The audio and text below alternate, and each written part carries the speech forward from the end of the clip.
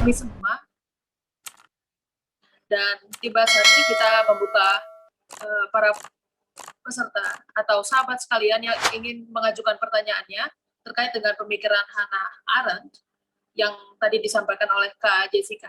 Kami mempersilakan para sahabat untuk menyampaikannya dengan raise hand ataupun secara tertulis di kolom chat. Dan sambil menunggu sahabat sekalian mengajukan pertanyaannya, kami ingin mengingatkan kembali agar link presensi yang kami bagikan di kolom chat dapat dilengkapi, mengingat presensi tersebut untuk penyusunan e-sertifikat. Ya, kami mempersilakan kepada para sahabat yang ingin bertanya. Sudah ada Pak Budi Munawar Rahman. Silakan. Oke, terima kasih. Saya ingin mengucapkan terima kasih juga pada Sis Jessica yang sudah memberi pencerahan ya malam ini ya. Saya betul-betul sangat menikmati pemikiran Agustinus dan Hannah Arendt dalam dua pertemuan ini. Saya jadi bertanya ya. Pertama, karena begitu kuatnya ya tekanan dari Hannah Arendt ini mengenai cinta pada dunia itu, dan kita bisa mengevaluasi agama juga bahwa memang agama terlalu kuat dalam cinta pada Allah yang diposisikan sebagai vis-a-vis dengan cinta pada dunia. Walaupun tentu saja dalam penafsiran sekarang sebenarnya cinta kepada Allah itu tidak apa namanya vis-a-vis atau kontradiksi dengan cinta pada dunia. Harusnya seimbang seperti kesimpulan Sis Jessica tadi. Nah, saya berimajinasi dulu ya. Saya membayangkan apakah mungkin membangun sebuah teologi dengan perspektif Hannah Arendt. Kelihatannya mungkin ya, kalau dari kesimpulan Jessica kelihatannya mungkin. Itu sesuatu yang bisa dibayangkan ya.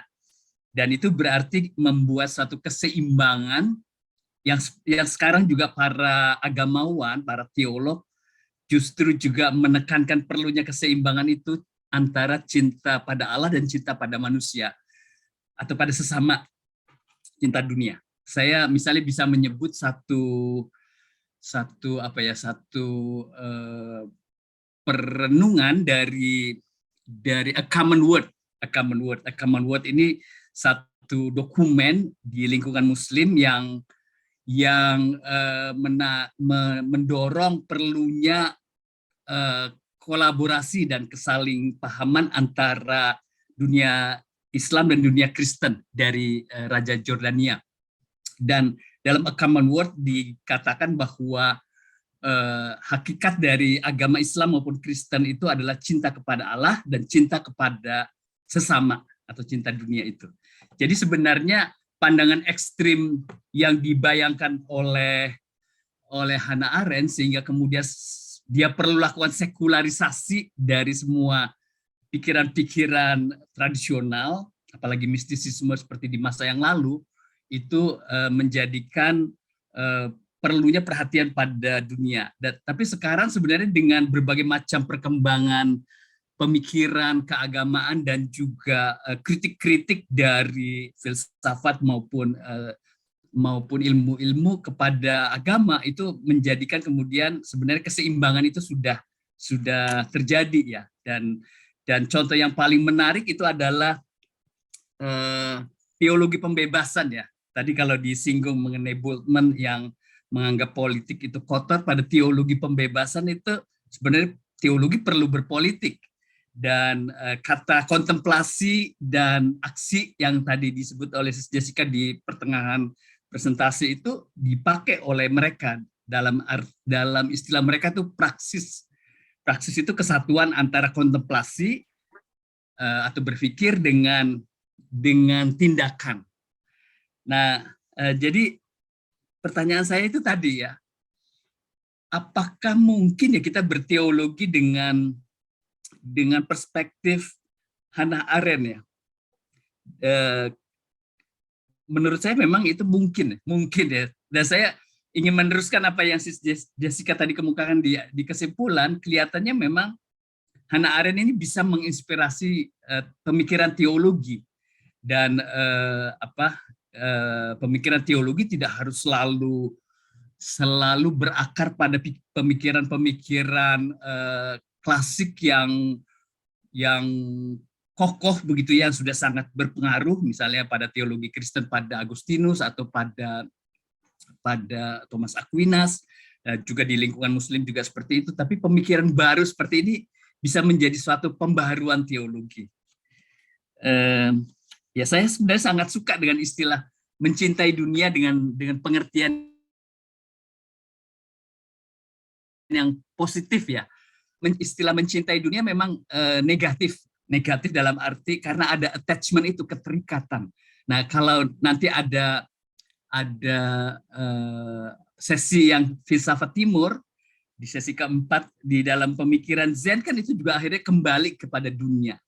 Nah, apakah memang mencintai dunia ini harusnya menjadi lokus dari teologi? Tapi bagaimana membayangkan cinta dunia sebagai lokus kalau kita menyebutnya teologi? Teologi kan cinta kepada Allah. Nah, dalam pemikiran sekarang cinta pada Allah itu berarti harus wujud dalam cinta kepada dunia atau pada sesama. Itu yang pemikiran-pemikiran sekarang itu kira-kira seperti itu. Gimana tanggapan Sis Jessica? Terima kasih untuk pencerahannya. Ya, terima kasih Pak Budi Munawar. Saya merasa terhormat nih Bapak mengomentari ya Pak. Ya, kalau saya sendiri ya melihat dari sisi teologi, memang dari zamannya Arendt, terus nanti bermunculan banyak teologi-teologi baru begitu ya, yang setelahnya yang akan membahas teologi lebih daripada dari kacamata dunia itu sendiri. Contohnya teologi pembebasan itu ya, beberapa nama seperti contohnya James Cone gitu ya. Kemudian nanti juga ada yang namanya teologi politik sekarang, kemudian teologi feminis, itu kan juga semuanya berfokus untuk mengubah dunia jadi lebih baik. Cuman mungkin yang menjadi sorotan saya adalah bagaimana kita memandang dunia ini kalau misalkan kita memandang suatu hari kita akan pindah dari dunia ini. Nah, itu kan sebenarnya permasalahannya Arendt dalam memandang Agustinus itu kan dalam konsep New Jerusalem itu kan. Di mana dia berpikir bahwa orang suatu hari akan mendambakan dunia yang lain. Kan gitu. Tapi sebetulnya dari eskatologi sendiri atau doktrin akhir zaman sendiri, apakah betul agama Kristen mengharapkan suatu hari kita akan pindah dari dunia? Ternyata ada juga berbagai tafsiran. Contohnya, ada juga yang menafsir bahwa kita akan tetap ada di dunia ini, tetapi dunia ini akan berangsur menjadi dunia yang pulih. Ada yang mengatakan bahwa suatu hari dunia ini memang secara sekejap mata langsung diubah menjadi dunia yang baik. Tetapi ada juga, kalau saya tidak salah ya, itu pandangan di Kristen tentang akhir zaman yang namanya postmilenialisme. Nah, jadi dia berpandangan bahwa dunia ini justru akan berangsur lebih baik setelah adanya penebusan Kristus. Itu orang-orang Kristen atau gereja itu akan memerintah dalam tanda kutip, di mana mereka berproses memperbaiki dunia. Nah, nanti dunia ini secara natural akan menjadi lebih baik. Begitu. Nah, justru di sini gereja diharapkan untuk bekerja sama ya di dalam dunia. Memang ini salah satu pandangan yang optimis gitu. Tapi selain postmilenialisme juga ada pandangan-pandangan yang lain seperti amilenialisme ataupun premilenialisme. Nah, memang yang premilenialisme contohnya yang khususnya yang dispensasionalisme itu memandang dunia ini udahlah nanti bakalan hilang, diganti gitu ya. Sayangnya di Indonesia ini lebih banyak yang memegang konsep yang seperti itu. Nah, menurut saya Pak Budi, kalau misalkan teologi Kristen mau disandingkan dengan filsafatnya Arendt, kita nggak boleh berpandangan di bawah dunia ini akan lenyap, akan hilang, atau diubah dengan sekejap mata. Melainkan dunia ini berangsur baik dengan adanya partisipasi orang-orang gereja ya, terutama yang ada di dalamnya untuk memperbaiki dunia ini. Gitu sih Pak, kira-kira. Ya. Boleh komentar sedikit lagi? Boleh, Mbak saya, boleh ya? Iya. Saya lagi membaca lagi mempelajari ensiklik Laudato Si dari Paus Fransiskus. Dan tiba-tiba setelah tadi mendengar uraian Sis Jessica, sebenarnya apa yang dilakukan oleh Paus Fransiskus atau dorongan beliau untuk gereja lebih concern kepada isu lingkungan sebagai rumah kita bersama, itu satu cinta dunia yang didasarkan pada cinta pada Allah. Jadi kalau Hannah Arendt itu cinta dunia yang sebenarnya tidak memberi ruang yang kuat pada cinta pada Allah, itu gimana ya? Bagaimana mungkin itu menjadi sebuah sebuah teologi ya? Kecuali kalau itu pandangan filsafat dan ilmu sosial mungkin bisa ya, tapi kalau menjadi teologi harus ada cinta pada Allahnya itu.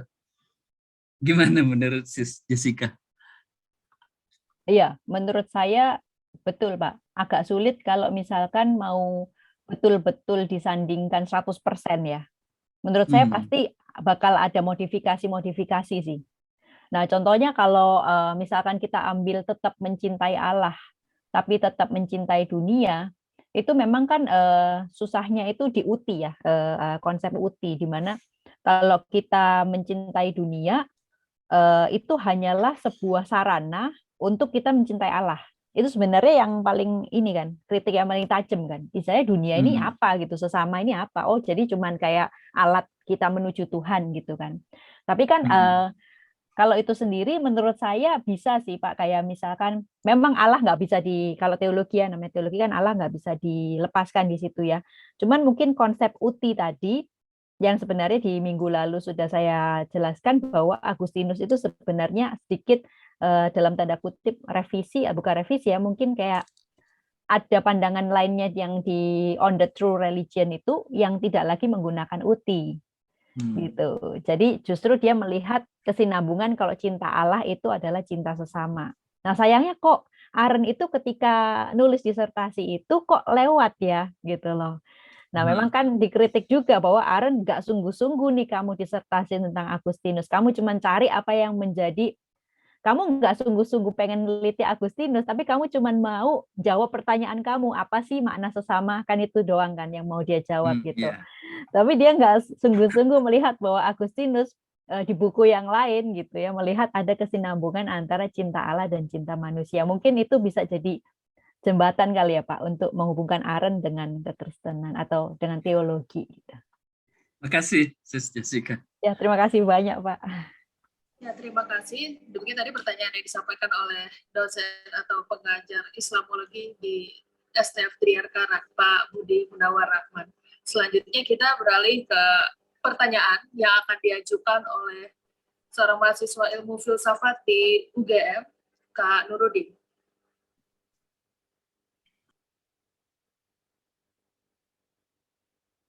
Halo, bisa terdengar ya? Ya, sudah terdengar, Kak. Ya. Selamat malam, Mbak Jessica. Malam, tadi Mas pembahasannya ada beberapa hal yang saya catat. Saya memang tidak juga sama ya seperti Agustinus kemarin, saya juga tidak membaca secara sistematis Arendt, tapi tadi saya menangkap pembahasan tentang book, labor sama action tadi memang benar-benar sangat mirip dengan idenya Habermas ya. Kan konsep labor dan work ini kan juga kita harus maknakan bahwa Arendt tidak hanya mengkritik modernisme, tapi di sini juga dia mengkritik Marxisme gitu kan. Work itu kan di situ sebagai itu pembebasan gitu kan. Dan itu persis sekali dengan nanti teorinya Habermas tentang yang membedakan antara kerja dan komunikasi kan. Bahkan teorinya Habermas kan disebut sebagai theory of communicative action tadi. Action kan, nah itu ya Habermas itu juga nyebut action, dan komunikatif juga tadi Arendt nyebutnya istilahnya pakai bahasa. Jadi saya pikir mungkin memang sangat erat ya hubungannya antara Arendt dan Habermas ini. Tapi nggak tahu ya apakah Habermas itu secara khusus dia menisbat ya bahwa ide-idenya itu diambil dari Arendt atau saya tidak tahu, tapi gagasan tentang kebebasan yang model komunikatif dan politik itu intisari dari politik itu adalah soal komunikasi di ruang publik itu kan sangat Habermasian. Jadi mungkin jadi menarik juga ya mengkaji bahwa akar-akar dari Habermas itu sebenarnya pada seorang Arendt itu mungkin. Jadi mungkin saya butuh klarifikasi dari mana misalkan sumber-sumber tadi yang mengatakan tadi apa Arendt itu sangat mempengaruhi Habermas. Itu yang pertama. Yang kedua terkait dengan pemaafan ya. Pemaafan itu kalau tidak salah Arendt itu juga terkait erat dengan pemaafannya pada Heidegger ya. Pemaafannya pada Heidegger dan dia pun dicemooh katanya kan. Nah, karena memaafkan gitu kan katanya. Alasannya saya pernah baca salah satu yang menulis biografi ya, tentang Arendt itu mengatakan dia itu alasannya sih katanya begini, ya, bagaimanapun dia juga guru saya, teman saya, dan ya banyak mempengaruhi saya gitu kan, walaupun ya kata-katanya nggak enak lah, ya antisemitkan dan lain-lain. Tapi dia sendiri gara-gara memaafkan itu dia kan katanya kan juga dituduh antisemit, kamu tuh rasis, gimana sih kok dimaafkan, dan mungkin juga banyak filosof lain kalau nggak salah siapa ya, entah Jasper atau siapa gitu yang eksistensial juga kan nggak terima juga kenapa dimaafkan itu. Mungkin juga bisa dijelaskan lebih lanjut tentang bagaimana penerapan pemaafan ini pada, apakah sebenarnya itu tadinya dari pemaafan dia pada Heidegger kemudian dijadikan teori politiknya, atau dia membuat teori itu baru kemudian diaplikasikan apa, atau dua-duanya, saya nggak tahu, mungkin nanti bisa dijelaskan lebih lanjut. Dan yang terakhir saya pernah baca juga tadi kan mengapa dia sangat menekankan pada natalitas dan kemudian dia mengambil dari Agustinus secara tidak sungguh-sungguh gitu kan. Saya pernah baca salah satu penulis, saya lupa namanya, jadi dia itu menafsir begini. Jadi sebenarnya natalitas itu menjadi penting karena dia itu sebenarnya dari awal ingin menggugat Heidegger ya. Heidegger kan mengatakan being itu kan manusia itu kan menuju kematian. Nah, katanya Arendt, katanya pembacaan di penulis itu, Arendt itu membaca seksama di buku Sein und Zeit itu katanya sebenarnya Heidegger itu bilang das Sein itu tidak hanya menuju kematian tapi juga bisa menuju ke kehidupan, tapi itu nggak pernah dibahas lagi dan kemudian ya enggak karena mati, dan karena basisnya pada kematian kan kemudian dia cenderung sangat individualis. Lalu orang kalau mati kan bayangannya Heidegger kan autentiknya dia hanya bisa dialami sendiri, nggak bisa bersama-sama. Ya kemudian dia jadi lebih banyak merenung dan lain-lain. Nah, sementara berada menuju kelahiran ini nggak dijelaskan, kemudian dia justru ingin mengelaborasi kayaknya bukan ini deh apa namanya autentisitas manusia, tapi justru yang kelahiran itu, dan dia mengambil dari Agustinus itu ya, yang katanya sih begini kalau tafsiran di penulis itu, bahwa ya kan menekankan pada apa love thy neighbor itu ya, sebagai cinta pada dunia, termasuk juga tadi ada masalah Yesus di dunia itu sebagai love of the world gitu kan. Jadi bayangannya kan dunia yang pertama kelahiran itu menandai bahwa manusia itu diciptakan individu, manusia itu bukan diciptakan, manusia itu karena bahasanya sekuler ya, manusia itu dilahirkan secara individual dan setiap manusia itu punya diferensiasi, dan kemudian diversitas itu menjadi kuncinya. Itu kan sebagai apa namanya kritik pada model-model tadi yang semua itu harus sama, semuanya itu harus diseragamkan, sementara kalau natalitas itu mengasumsikan individualitas dan kemudian diversity itu karena setiap orang itu punya perbedaan. Dan yang kedua, katanya begini,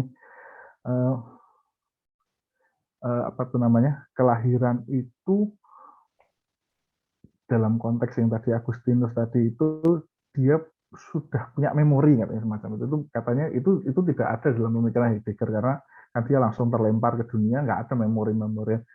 Memori itu memori tentang kebahagiaan, memori tentang happiness antara relasi Tuhan dan manusia itu di masa lalu, sehingga manusia itu pada awalnya pernah mengalami happiness itu, tapi kan itu di masa lalu. Nah kemudian tujuan dari manusia ketika dia lahir yaitu mengaplikasikan kembali happiness itu di dunia ini, karena dunia ini pada hakikatnya juga adalah ciptaan Tuhan semacam itu. Ada yang menafsir semacam itu, bahwa pada hakikatnya tujuan dari filsafatnya Arendt itu sebenarnya cuma membalik, atau mungkin bisa dikatakan kalau semacam ekstensi. Tadi kalau Heidegger menawarkan jalan pertama, ya ini jalan kedua. Nah itu saya mohon tanggapan soal itu, bahwa apakah memang keseluruhan pemikirannya termasuk mengutip Agustinus itu sebenarnya bukan karena Agustinusnya sendiri, tapi hanya ingin mengembangkan atau melawan, terserah itu bisa pakai bahasa, melawan gurunya itu. Mungkin itu aja. Terima kasih. Iya, menarik ya. Antara Heidegger dengan Arendt itu nggak mungkin netral ya, karena selain guru dan murid memang sudah ada bibit-bibit filsafat cinta gitu ya di balik itu semua. Oke, saya mungkin bisa tanggapin tadi kalau nggak salah ada 3 ya, atau 4 ya, ya yang ditanggapi oleh Mas Nurudin gitu. Habermas ya. Nah, pertama-tama Habermas itu memang sangat dipengaruhi oleh Arendt ya. Mungkin kalau saya sih waktu itu dari Profesor ini ya Budi, kan Profesor Budi Hardiman kan memang meneliti dua-duanya ya, antara Arendt dan juga Habermas gitu. Dia mengatakan ya memang Habermas sangat dipengaruhi Arendt, dan memang diakui memang Habermas dia dipengaruhi oleh Arendt, sampai nama teorinya juga communicative act ya, action gitu, dari action. Tapi bedanya ini ya, Habermas tuh jinak ya. Kalau Arendt itu sangat radikal. Karena kalau Habermas lebih menekankan komunikatifnya itu gitu. Sedangkan kalau Arendt itu kan dalam politik itu juga bisa ada enemy gitu kan. Dalam politik makanya harus ada istilahnya dia mengantisipasi ada orang-orang yang berbeda, yang dengan actionnya itu juga nanti bisa merusak gitu ya. Makanya harus ada mutual promise gitu. Tapi dia juga Arendt juga tidak seperti Carl Schmitt gitu yang enemy semuanya. Kalau politik nggak ada enemy maka nggak akan bisa politik. Nah itu kan lebih ke kanan gitu ya. Sedangkan Arendt ini lebih ke tengah-tengah. Kalau Habermas itu lebih jinak, ya semuanya dibicarakan gitu kan. Kalau Arendt kan gini, kita ada satu meja nih terus kita berbicara, hasilnya bisa saya dengan Mas Nurudin beda, ya it's okay gitu. Tapi kalau Habermas kita duduk di satu meja, sampai keluar ke pintu, saya dan Mas Nurudin sudah harus punya satu pemahaman yang sama, satu keputusan yang sama. Itu Habermas. Ya, nah jadi kalau Arendt dia nggak apa-apa kalau beda gitu. Justru itulah karakteristik manusia, yaitu plural ya. Itu perbedaannya. Kalau Habermas kan hasilnya tetap sama kan, jadi kesepakatan kan. Nah mungkin kalau Arendt sendiri nggak akan setuju dengan itu ya. Nah kemudian yang kedua tentang pemaafan ya.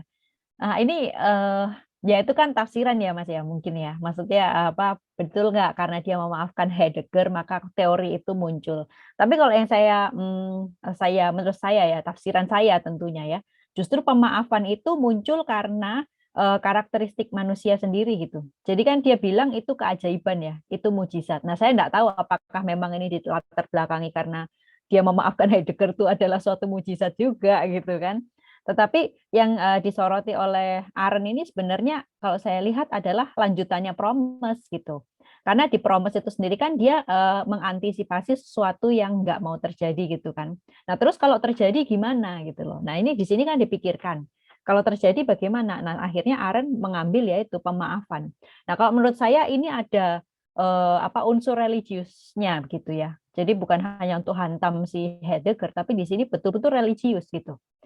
Menurut saya sangat religius untuk sebuah konsep politik ya. Yang lain mungkin tidak ada yang namanya pemaafan di sini. Gitu. Jadi kalau dibilang Arendt itu terlalu dasar ateis lah, nggak mau Tuhan-Tuhanan, enggak. Menurut saya justru konsepnya sangat religius begitu. Nah kemudian untuk yang kematian dan kelahiran ya, menurut saya kalau ini benar untuk menghantam si Heidegger. Karena kalau Heidegger kan fokus pada mortalitas kan, bayang-bayang kematian ya. Nah, kemudian si Arendt ini membalik gitu. Justru dia memberikan kesempatan kepada kelahiran di situ. Sedangkan kalau Heidegger itu berfokus pada diri, sedangkan si Arendt berfokus pada intersubjektivitas gitu. Nah, sedikit banyak apakah dia memakai Agustinus untuk menghantam Heidegger? Menurut saya enggak juga gitu. Karena sebetulnya dia kan istilahnya dia kan meneliti juga Agustinus gitu loh. Nah, jadi mungkin ada yang memang untuk menghantam, yang tadi konsep yang bertentangan itu, tapi ada juga yang dia benar-benar memang dipengaruhi gitu oleh Agustinus sendiri ya. Nah mungkin penulis itu apakah Margaret Canavan ya? Ya saya nggak tahu juga. Apakah Elizabeth Young Brull? Itu kan orang-orang yang memang neliti si itu ya Arendt ya. Yang Canavan itu yang reinterpretation of her political thought ya, Hannah Arendt. Mungkin di situ, Mas, kita sama-sama membacakan Novan di situ. Nah, kemudian untuk memori ya, nah di sini saya nggak tahu. Saya jujur nggak tahu, Mas. Belum pernah baca. Tapi waktu Mas ngomong kayak gitu, saya justru keinget Agustinus. Agustinus tuh ada konsep mengenai memori. Nah, memang rada neoplatonis juga ya. Cuman dia mengatakan kan ketika Allah itu menciptakan dunia ini, itu Allah itu memiliki memori dulu. Gitu. Jadi dunia ini itu diciptakan bukan secara langsung 7 hari blek, tapi yang jadi itu adalah memorinya dulu. Gitu. Nah, setelah memorinya itu yang jadi, baru pelan-pelan dia progresivitas terjadi secara real. Nah, makanya katanya sih ada orang yang bilang, maka pemikiran Agustinus ini bisa juga tuh, kalau misalkan mau jawab tentang gimana tuh evolusi yang gimana. Agustinus bisa menjawab, karena yang ada duluan adalah memori Allah gitu. Nah, kemudian penciptaannya akan terjadi dalam waktu yang dia juga tidak tahu gitu. Pokoknya dia terjadi setelah memori itu. Apakah ini ada hubungannya, ataukah dia justru menghubungkan memorinya Agustinus dengan Plato, di mana puncak dari hidup manusia adalah mencari kebahagiaan, gitu ya. Jadi memori mengenai kebahagiaan. Sebagaimana manusia diciptakan sesuai gambar dan rupa Allah, apakah manusia ini juga memiliki memori yang sama dengan Allah? Dan tapi tujuannya adalah kebahagiaan, di mana kebahagiaan itu akan bisa diperoleh hanya dalam Allah ya, kalau dalam Agustinus. Nah, kemungkinan dari situ kali ya, Mas ya. Saya juga nggak ngerti sih, karena sebetulnya saya nggak pernah baca tentang itu, tapi iya, kalau Agustinus tentang memori itu ada. Gitu. Mungkin itu aja, Mas. Terima kasih atas tanggapannya. Baik, selanjutnya kita mempersilakan Pak Ivan Budiman untuk mengajukan pertanyaan.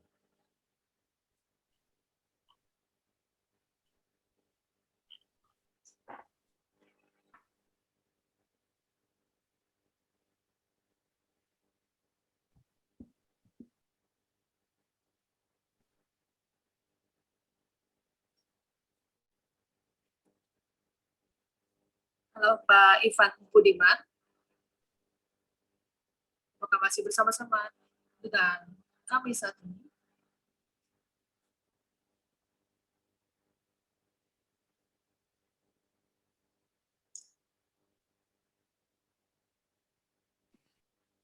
Baik, kami mempersilakan sahabat lainnya untuk mengajukan pertanyaan. Pak Agustinus ya? Ya, boleh. Ya, terima kasih, Jessica. Bacaan saya tentang teologi dan filsafat itu ya terbatas ya dibandingkan dengan Jessica.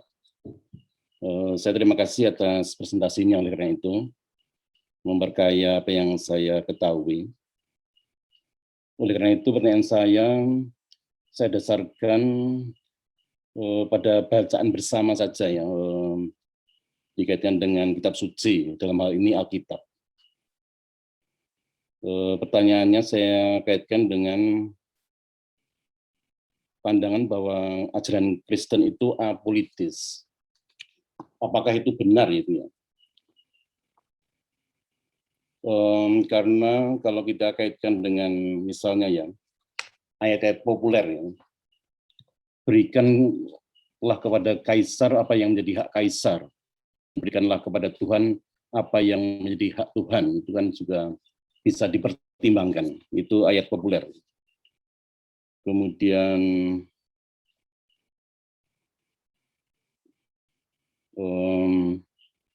Injil Matius itu yang banyak digunakan oleh para katekis dalam mengajarkan kitab suci ya. Di bagian akhir itu kan ada rumusan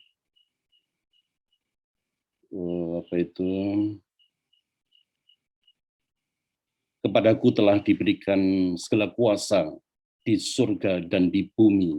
Di bumi saya kira juga termasuk masalah politis. Kemudian yang saya suka itu Kidung Maria. Dalam Kidung Maria itu ada ungkapan ya. Ia menunjukkan kuasanya dengan perbuatan tangannya dan menceraikan orang-orang yang congkak hatinya. Kemudian yang berkaitan dengan dunia politik itu dilanjutkan, ia menurunkan orang-orang yang berkuasa dari tahtanya dan meninggikan orang-orang yang lemah. Jadi saya kira kalau Kristen dikatakan ajaran Kristen itu apolitis, saya kira tidak juga itu ya. Ini bagaimana pandangan Sis Jessica kalau dikaitkan dengan ajaran dari Alkitab gitu.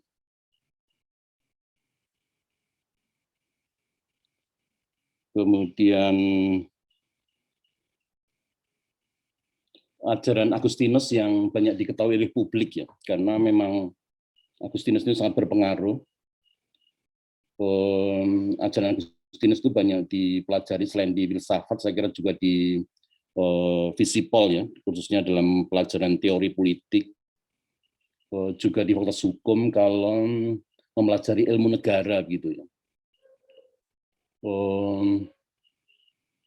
Kalau dikatakan ajaran Agustinus itu apolitis, saya pun juga masih bertanya-tanya ya. Karena biasanya yang dipelajari di ilmu sekuler di Indonesia itu berkaitan dengan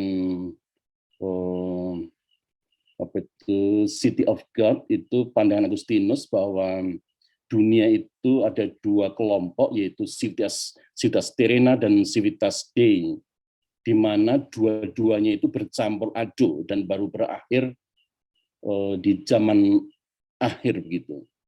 Jadi sebenarnya ya tidak politis itu ya. Mohon pandangan Sis Jessica mengenai hal ini ya. Apakah benar pandangan itu, pandangan Kristiani itu apolitis, dan juga apakah benar pandangan Agustinus itu betul-betul apolitis. Kemudian kalau dilihat dari sisi praktis, apakah orang Kristen itu apolitis? Seringkali bukan karena didasarkan pada ajaran Kristiani atau teologi tertentu, tapi karena ketakutan gitu ya. Seperti misalnya pada zaman Soeharto, saya tidak tahu apakah Sis Jessica itu mengalaminya ya. Kelihatannya Sis Jessica itu milenial gitu ya. Kalau zaman Soeharto itu orang itu kan takut itu ya, jadi tidak mau berpolitik gitu ya. Jadi tidak berapolitis itu karena ketakutan itu ya. Mau bersikap tertentu yang berpandangan dengan pandangan politik pemerintah pada waktu itu takut, apalagi berbeda, apalagi menyerang gitu ya. Karena takut kalau nanti dikelompokkan sebagai kelompok PKI gitu ya. Jadi orang yang disebut PKI pada zaman Soeharto itu bukan betul-betul komunis, tapi ya karena dianggap musuh itu bisa saja. Jadi karena orang Kristiani pada zaman Orde Baru itu takut pada kekuasaan Soeharto. Jadi bukan karena ajaran ini dan itu, tapi karena ketakutan. Ya, ini mohon pencerahannya untuk Jessica. Saya kira ini sangat menarik itu ya. Apalagi sekarang tahun 2022 menjelang 2024 gitu ya. Ini saya kira menarik untuk memberikan pencerahan pada siapapun juga. Terima kasih. Ya, baik. Terima kasih Pak Agustinus untuk pertanyaan dan komentarnya. Oke, yang pertama-tama, apakah betul ajaran Kristen itu ya, seperti yang Hannah Arendt katakan, bersifat apolitis ya? Di sini memang yang tadi seperti saya jelaskan, jadi menurut Arendt, dalam politik itu cinta yang semacam yang diajarkan oleh kekristenan atau Agustinus itu sifatnya apolitis. Jadi maksudnya itu bukannya tidak ada politik dalam Alkitab gitu, tetapi di sini dikatakan bahwa cinta Kristen yang sifatnya itu selalu pengen damai, pengen sama, ya kan. Kemudian sifatnya juga eksklusif. Itu membuat tidak mungkin digunakan di dalam politik begitu. Nah, kan sebetulnya kalau kalau menurut Arendt dalam kekristenan itu cintanya itu kan eksklusif gitu ya. Jadi ada di dalam istilahnya dia hanya mencintai yang di luar Allah itu kan hanya karena mencintai Allah kan. Jadi yang eksklusif maksudnya itu adalah cinta kepada Allah itu. Jadi karena dia cinta kepada Allahnya itu eksklusif, maka tidak mungkin bisa digunakan di dalam politik. gitu. Jadi itu dia berpandangan gini, kalau misalkan orang Kristen terjun dalam politik, itu dia mesti menanggalkan tuh konsep cinta Kristennya. Karena cinta yang seperti ini, yang sifatnya eksklusif dengan Allah, itu tidak akan mungkin bisa mencintai dunia secara tulus ya, dalam tanda kutip seperti itu. Jadi yang dimaksud apolitis oleh Hannah Arendt di sini adalah orang Kristen itu kayaknya kalau mau gabung sama politik, ditinggalin dulu deh itu ya, konsep cinta Kristen yang seperti itu. Nah, kalau pertanyaannya kepada saya, apakah setuju atau tidak ya, menurut saya sih, saya tidak setuju ya tentunya ya. Tentu saya tidak setuju. Karena kalau cinta kepada Allah, sekali lagi seperti yang tadi saya jelaskan bahwa cinta kepada Allah bukan berarti dunia hanya sebagai sarana. Gitu. Ketika kita mencintai Allah, kita juga bisa sebenarnya ada korespondensi. Tafsiran Arendt terhadap Agustinus itu sekali lagi hanya satu sisi ya. Kita lihat dalam bukunya Agustinus yang lain juga ada korespondensi antara cinta kepada Allah dengan cinta kepada dunia atau sesama gitu ya. Jadi tidak harus tuh kalau kita terjun ke politik, mungkin nanti Kak Dimas ya yang udah pernah terjun ke politik tuh bisa kasih sharing gitu ya. Apakah kalau orang Kristen terjun ke politik harus ninggalin dulu nih cinta kasih Kristen gitu kan? Kan nyatanya tidak ya, tetap bisa orang Kristen menggunakan ini. Tapi saya perlu nih sharing dari Kak Dimas, itu berarti pengalaman real ya Pak Agustinus ya. Jadi kalau saya kan cuma ngomongnya teori nih ya, tapi yang benar-benar sudah pernah terjun nih gitu kan, apakah betul?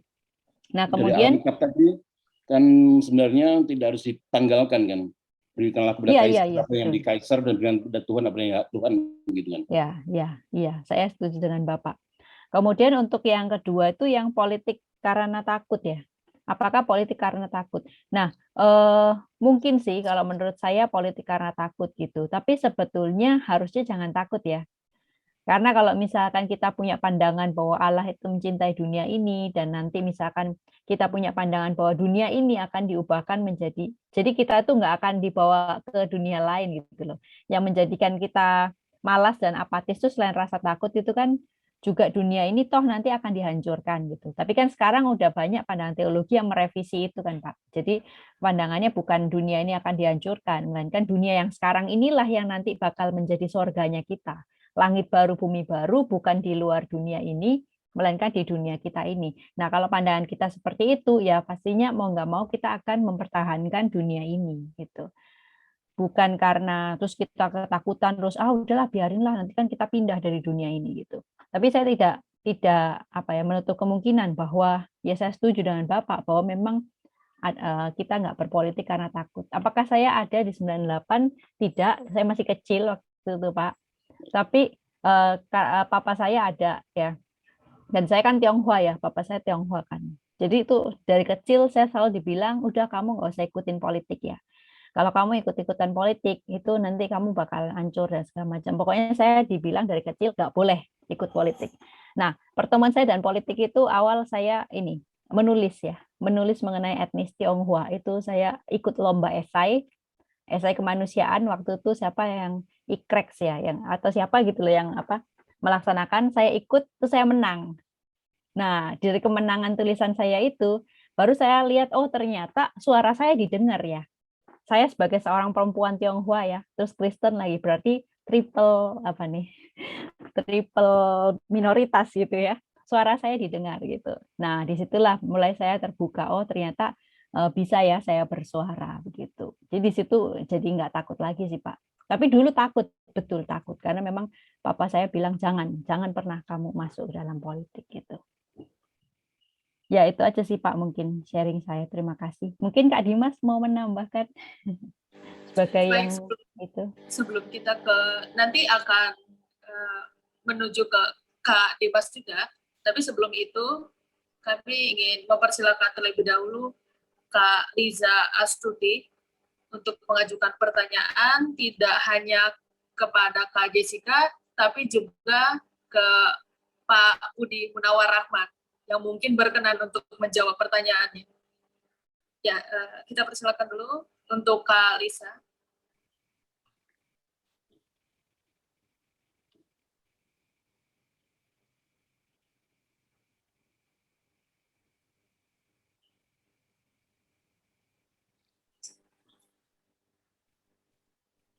Baik, atau sebelum ke Kalisa, kami akan mempersilakan Kak Dimas terlebih dahulu untuk menyampaikan tanggapan ataupun mungkin ada sedikit pandangan yang akan disampaikan. Thank you Melissa, thank you Sis Jess untuk pemaparan yang luar biasa ya. Dan saya pikir saya setuju ya bahwa umat Kristiani yang memang memiliki panggilan dan kemampuan untuk berpartisipasi di dalam dunia politik praktis, mereka harus ambil bagian di dalam dunia itu. Seperti yang dikatakan oleh Dr. Yakub Susabda ya, di dalam konteks iman Kristiani di Indonesia secara khusus,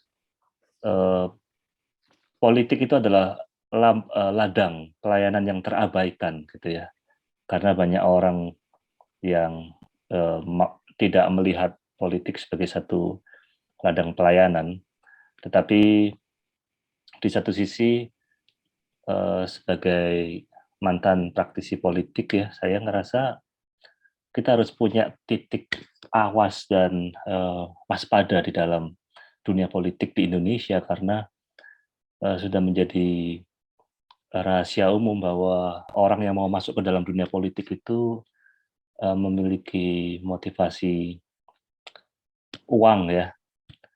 Jadi supaya bisa masuk ke dalam dunia politik, katakanlah menjadi calon anggota legislatif, rela menggelontorkan uang demi mendapatkan suara, dan itu banyak tertuang di buku-buku ya, hasil riset oleh para peneliti. Tapi sekali lagi saya setuju bahwa umat Kristiani yang ingin terlibat di dalam dunia politik, mereka perlu, dan bukan hanya sekedar masuk ke dalam dunia politik, tapi perlu belajar dunia politik gitu, perlu belajar teori politik, bukan hanya sekedar ikut-ikutan. Dan apa yang diteladankan oleh salah seorang teolog Jerman ya, Bonhoeffer ya, yang dia dengan berani ya melawan Nazi ya, sekalipun dia harus dihukum mati, tetapi itu adalah satu perlawanan Kristiani ya, dengan spirit Kristiani yang semestinya juga kalau mau ditarik secara sekuler ya itu bukan hanya Kristiani, tetapi adalah semangat kemanusiaan ya, melawan fasisme Hitler. Dan juga ada seorang rohaniwan Katolik yang di Amerika Selatan ya, dia melawan satu rezim yang menggunakan militer untuk menindas rakyatnya sendiri. Dari mimbar gereja dia harus ditembak mati ya. Dan itu pun adalah satu respons Kristiani yang sudah selayaknya ya diberikan oleh umat Kristiani untuk sebagai bentuk mengusahakan kesejahteraan di tempat dia hidup. Saya pikir itu aja sih, terima kasih untuk pemaparan Hannah Arendt ini, saya jadi belajar lagi.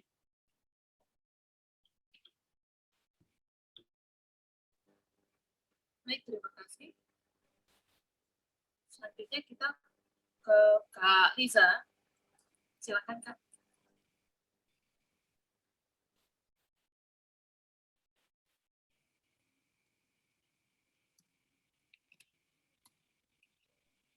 Ya, baik, terima kasih. Dari tadi belum bisa di-unmute, jadi saya belum bisa mengajukan pertanyaan. Terima kasih Kak Minci untuk kesempatannya. Selamat malam juga Kak Jess dan Pak Budi dan semuanya. Menanggapi kritik Arendt tadi, saya juga mengingat pertemuan kemarin sama Pak Budi dalam kelas Rumi ya, ekosofisme. Sebenarnya ini pertanyaan mau saya ajukan waktu itu, cuman waktu masih menimbang-nimbang ternyata sudah banyak yang bertanya, akhirnya saya tidak jadi untuk bertanya.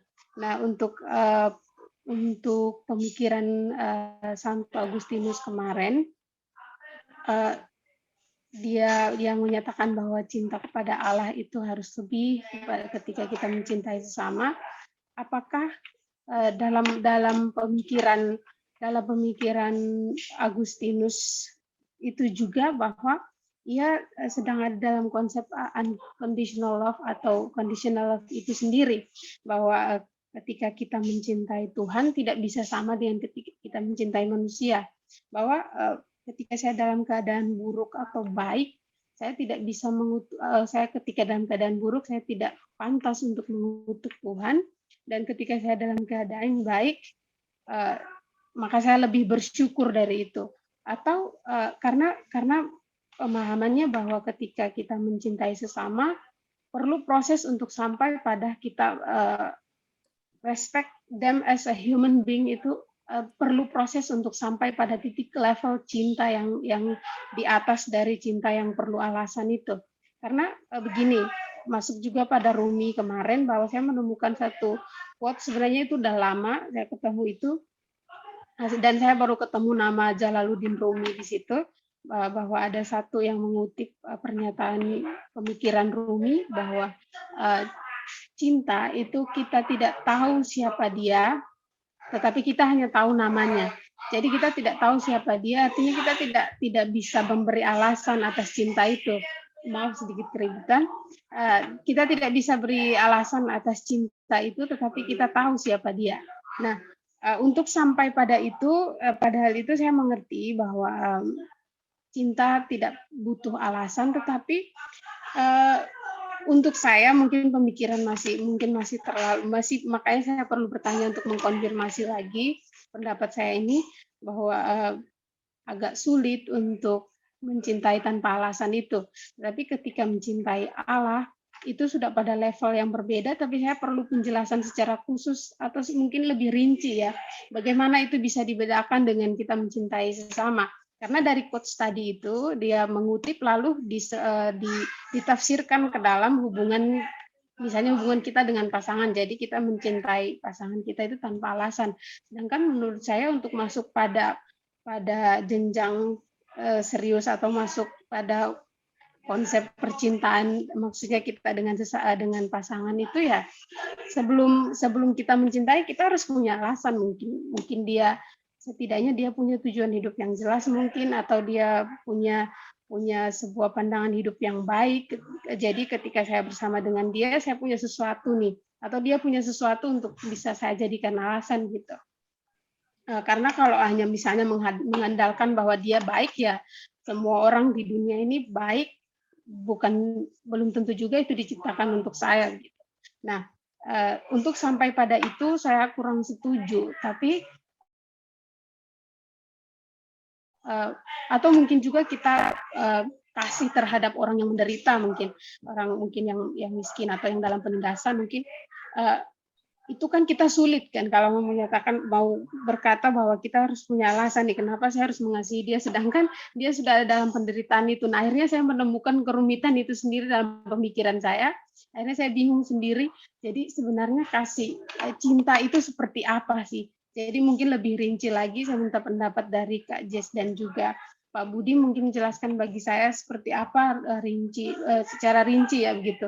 Apakah seseorang itu perlu menemukan sebuah landasan atau alasan mengapa ia mencinta, dan sebelum masuk pada level cinta itu apa dia perlu sebuah alasan-alasan untuk sampai ke sana.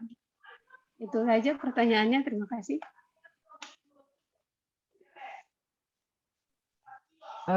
Iya, apakah saya dulu atau Profesor Budi dulu? Jessica dulu. Baik. Saya sambil mencari ini sih sebetulnya khotbahnya Agustinus tentang cinta. Apakah Prof Budi dulu kali ya?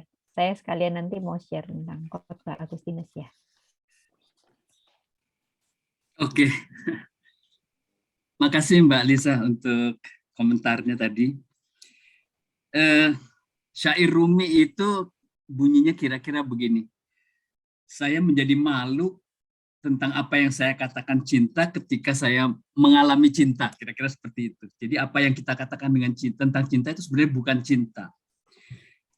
Jadi kalau kita bicara tentang cinta dari perspektif mistik agama ya, atau cinta yang secara umum dibicarakan dalam agama, itu kan unconditional love ya.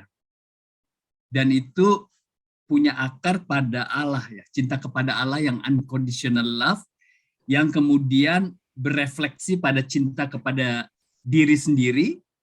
Jadi cinta pada diri inilah menjadi fondasi untuk cinta kita pada sesama. Karena cinta pada diri ini yang menjadi menjadi jalan kita bisa mencintai Allah. Jadi kita mencintai Allah mulai dengan mencintai diri sendiri, karena kita menemukan Allah dalam diri kita sendiri. Itu yang disebut dengan jalan hati. Nah, kalau dalam bahasa sekarang, kira-kira apa yang dikatakan dalam agama-agama itu kita menyebutnya dengan altruisme. Altruisme. Dan ini sekarang sudah disadari dalam religious studies bahwa altruisme atau compassion itu menjadi titik temu dari agama-agama dan harus menjadi suatu kerjasama agama-agama untuk menghidupkan kembali welas asih ini. Karen Armstrong misalnya sangat kuat di dalam membangun advokasi kolaborasi antar iman ini. Nah, lawannya yang mulai muncul atau sangat kuat muncul dalam dunia modern itu adalah yang kita sebut dengan egoisme. Egoisme dalam arti positif ya. Positif itu positif menurut modernisme yang disebut dengan self-interest. Jadi dunia ini digerakkan oleh self-interest. Peradaban ini digerakkan oleh self-interest. Itu yang menjadi fondasi ilmu ekonomi dari Adam Smith. Filsafat ekonominya Adam Smith. Nah, jadi kita punya ketegangan cinta yang seperti itu. Saya melihat Hannah Arendt itu sebenarnya benar tadi yang dikatakan oleh Sis Jessica bahwa dia itu sekularisasi. Dia sebenarnya pemikirannya sangat religius, tapi sekularisasi dari pemikiran kekristenan atau pemikiran agama. Yang dengan begitu sebenarnya banyak unsur dari pemikiran cintanya Hannah Arendt yang relevan dengan dunia sekarang. Tanpa harus menyangkut mengaitkannya dengan cinta pada Allah.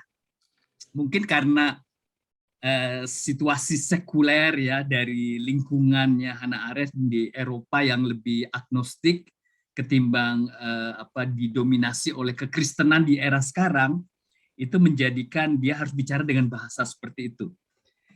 Nah, tapi apakah itu mencukupi? Nah, ini menurut saya menjadi renungan untuk teologi ya. Karena kalau cinta kepada Allah tidak menjadi fondasi, menurut pemikiran tradisional teologi, pemikiran keagamaan apapun ya, yang monoteis dan juga saya kira semua pemikiran spiritual ya, itu penting sekali cinta pada Allah karena manusia itu kan memang dilahirkan dalam citra Allah, dalam imago Dei itu. Dan tadi kalau Sis Jessica bicara tentang memori, itu istilah itu ada di Rumi.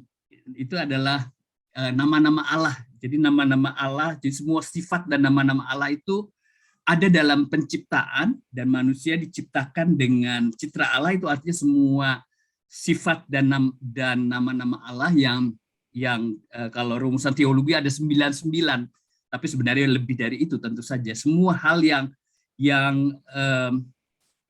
ada pada Allah yang baik maupun yang kontrasnya, ini kayak koinsidensia oppositorumnya Cusanus, itu ada juga pada manusia. Jadi manusia harus bisa menghidupkan nama-nama Allah yang ada dalam dirinya. Jadi cinta pada Allah itu berarti bahwa manusia menghidupkan akhlak Tuhan yang ada dalam diri kita. Nah, itu sehingga itu menjadi fondasi untuk cinta pada sesama. Jadi saya kira apa yang dibayangkan oleh misalnya Erich Fromm mempunyai teori tentang cinta kan, The Art of Love.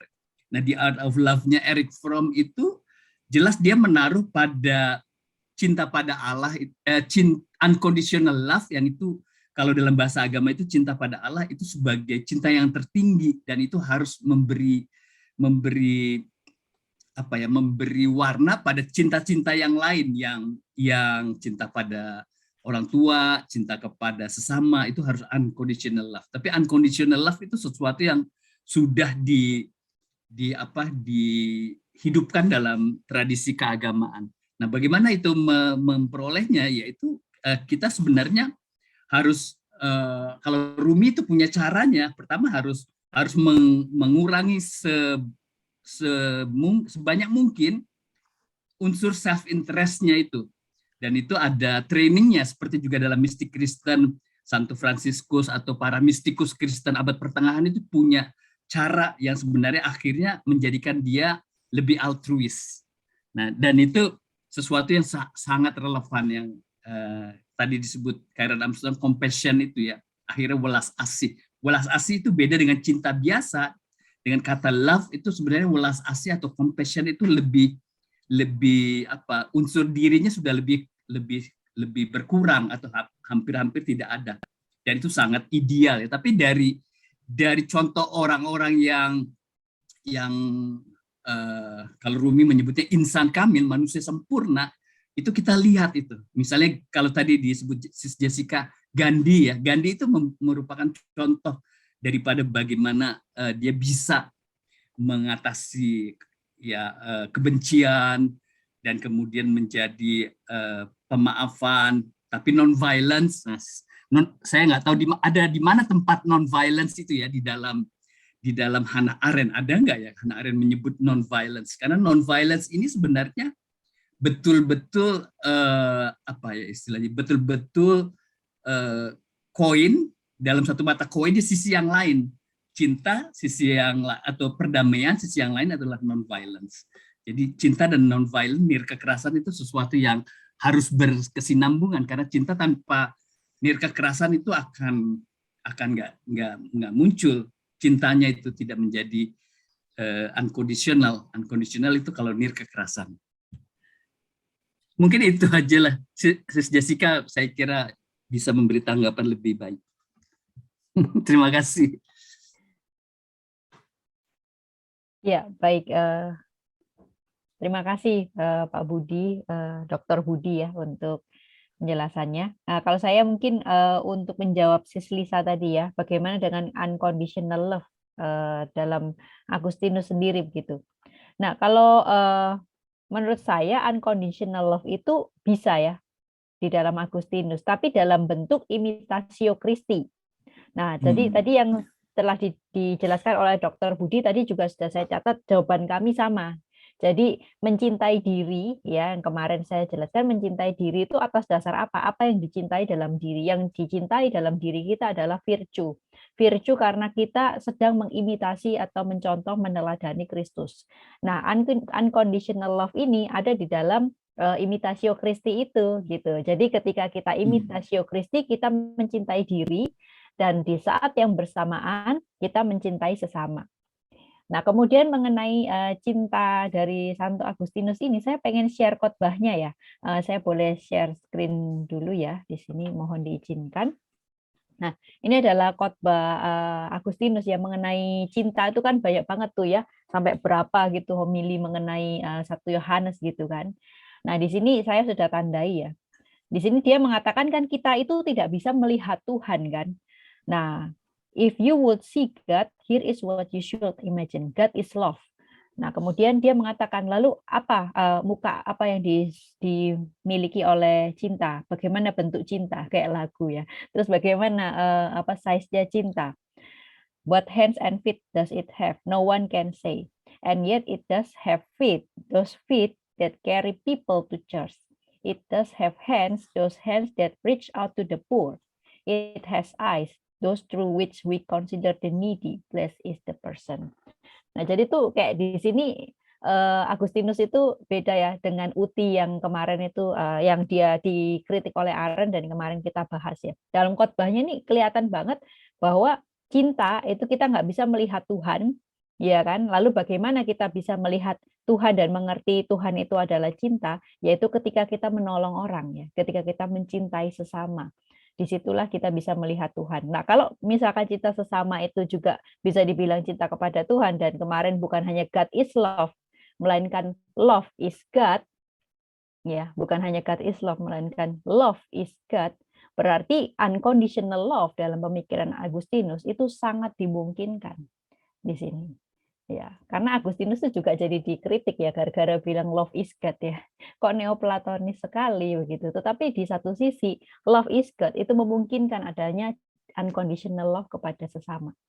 Itu saja sih tanggapan saya, dan tanggapan Dr. Budi menurut saya tadi udah menjawab dan sama ya, sejalan dengan Dr. Budi tadi. Terima kasih. Terima kasih dan semoga terjawab pertanyaan dari Kak Lisa.